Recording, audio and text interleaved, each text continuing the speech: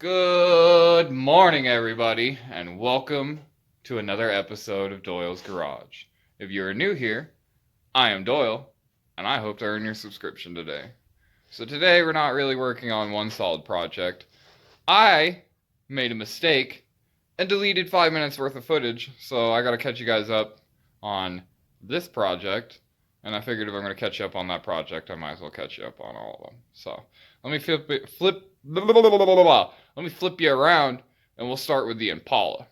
So this is my client's 1979 Impala that I've installed a painless wiring harness into, and I have a draw somewhere that I cannot figure out. Maybe that's not it. Yeah. I have a draw somewhere that I cannot figure out. So, I have went through and pulled every fuse one at a time, and that didn't change anything.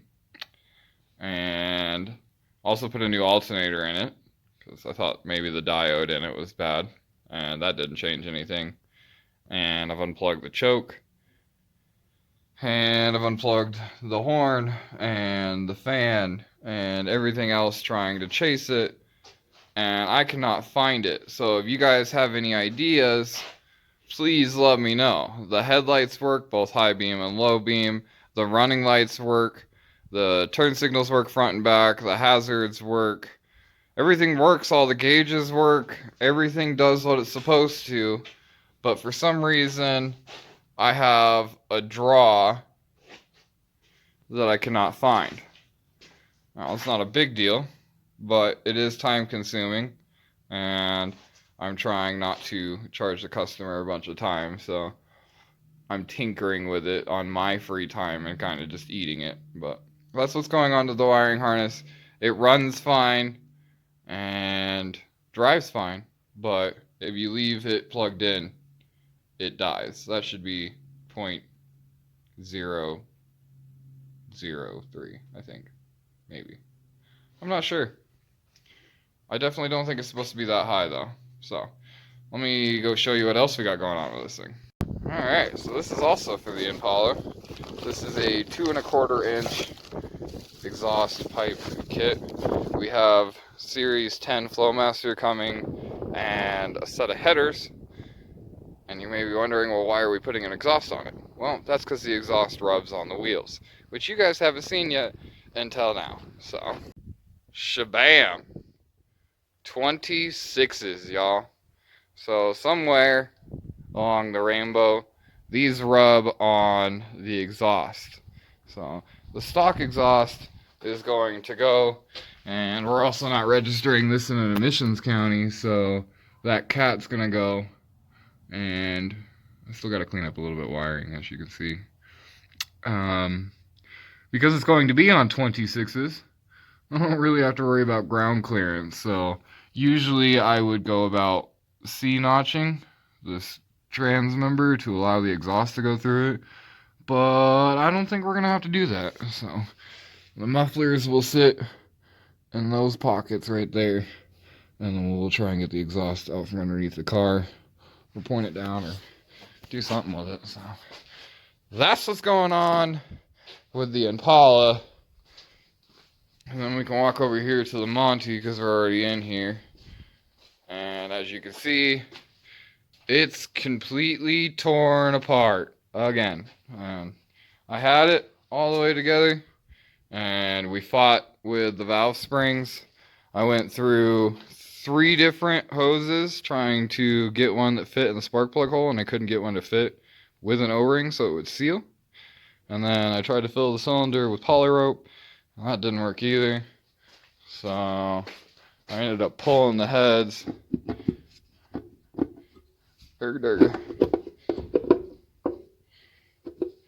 Come on.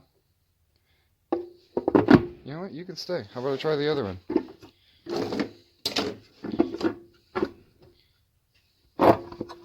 Hey, come on. There it goes. So, that's got new valve springs all the way through. And we have head gaskets and head bolts coming. So, that motor will be pretty much brand new. Here's what the intake looks like. We also have a hood coming for this at some point. Once I get it back together, we got to measure how big of a cowl we need, or if I can get a drop filter and keep this hood. That's to be determined. And then this one also needs an exhaust. So that's what's going on with that. And then out here, the van is back for a transmission torque converter control solenoid that I should have today or tomorrow or something like that. And then the coup de grace, what makes me the fucking happiest man on earth, is yesterday I got to go test this thing. Now, I still don't have a transmission kickdown cable, and that left things really mellow and left a lot on the table, which is fine. We knew that was coming. But I was cruising along at 55 miles an hour in third gear, which happens to be about 1800 RPM, and I laid into it full throttle and I just stayed in it. And it made it all the way to 3400 RPM. This is a 235/75 R15. It's 273 gears in the rear end. Third gear is 1-to-1. So I will put up what I use for my speed calculator, and it'll show you that I did 107.49 miles an hour, and being all the way down in 1800 RPM and rolling into it and just cruising, it still picked up that much mile an hour. So this thing is going to be stupid. At 3650 RPM, this thing has a new speed record for this chassis, for this car in general. And at 4500 RPM, it should be the fastest mile an hour I've ever seen anybody quote that they've done in a Crown Victoria. And I will be able to back it up. Now, beyond that, big things are coming, my friends. And I mean big. So, the motor behind me in this Crown Victoria, as much as I love it, is headed out of this world. It is washing the cylinders repeatedly, no matter what I do, no matter what oil I put in it.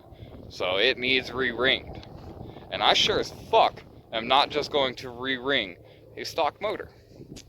So I have a friend that raced at the drag strip that I worked at for years and years and years and years and years.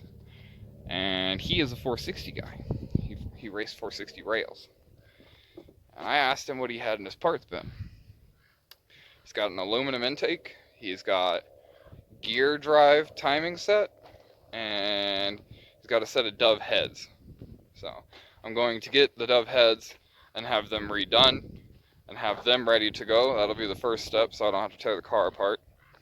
And then the motor comes out, and I'm going to keep the stock crank, and I'm going to put forged connecting rods in it, and I'm going to put forged pistons in it, and then we're going to put a Comp Cams 292 cam in it, and I'm probably still going to run my 2-inch phenolic resin spacer, and we're going to put MSD ignition on it that I have already, and it'll be up at about 10.8 to 1 and be able to RPM much, much better than this one does. And since it's built for RPM, every RPM equals mile an hour. So this motor, hopefully if I get it to run right, will do the 154 mile an hour. And then, I don't know what the next one's going to do. But before we make any more runs, we need to get some safety things taken care of. Let me plop a seat in here, and I'll show you what I'm talking about. Alright, so, at 100 miles an hour, or something like that, I decided I was going to let out, and I popped it into neutral. And when I did so, the car got light, which we all expected, we all knew it was coming. But I was missing something that made me extremely uncomfortable. There's nothing here to hold me in this seat. And there's also nothing down here in my lap where you can't see. So it got loose and went like this and fishtailed. And I fishtailed in the seat too. And since I have so much air in the ass end, which is 80 psi, which I learned very quickly yesterday is too much, it also popped me up. I came up and I went like this. And that, my friends, will not be happening again. So, I'm going to get a bar made, or I'm going to make one, something like that, a harness bar, and get some harnesses that are actually in date to keep me safe. I may not have a roll bar, but some belts would be nice, and then we can work on the harnesses, or the roll cage, because it will get a roll cage before it gets a new motor, because that thing's going to be nasty, and it's going to be set up for nitrous, so it's going to be fun. All right, so, let me talk about some other things. These tires and wheels that don't match are definitely not rated for the speeds that I'm talking about, and that and the drive shaft are a really good reason why I let out yesterday and didn't just keep going, because I know better, and I know my car, and I know my stupidity level. So, the tires need to be replaced. I'm not sure if I'm going to rock a 15-inch wheel, or a 16-inch wheel, or if I'm going to go bigger, or what I'm going to do. The drive shaft in this thing is no more than a stock drive shaft, so it's just about at the end of its limits. I'll probably run it to 120, which would give the car a new speed record. But past that, I really need to consider getting another one that's not going to come apart. She's also still one-wheel drive, so we need to get the mini spool in it. It's just a $60 thing. The rear end leaks anyway, so it needs to be resealed. And then, yeah, at some point it's going to get a painless wiring harness and GM one wire, and everything's going to be moved inside. It's going to get redone, because I'm learning form over function is a thing, and I built it for form because it looked cool sitting in my garage, and now that I'm actually getting it to drive, there's a lot of things I fucked up on. But I think that'll just about do it for me today. She is entered in the International Car Show for 2021 for DeBoss Garage. The entrance days should be closing here in the next 72 hours or so, and then it goes to voting. So, get out there and vote. I would really, really love to have a Summit gift card to be able to work on stuff.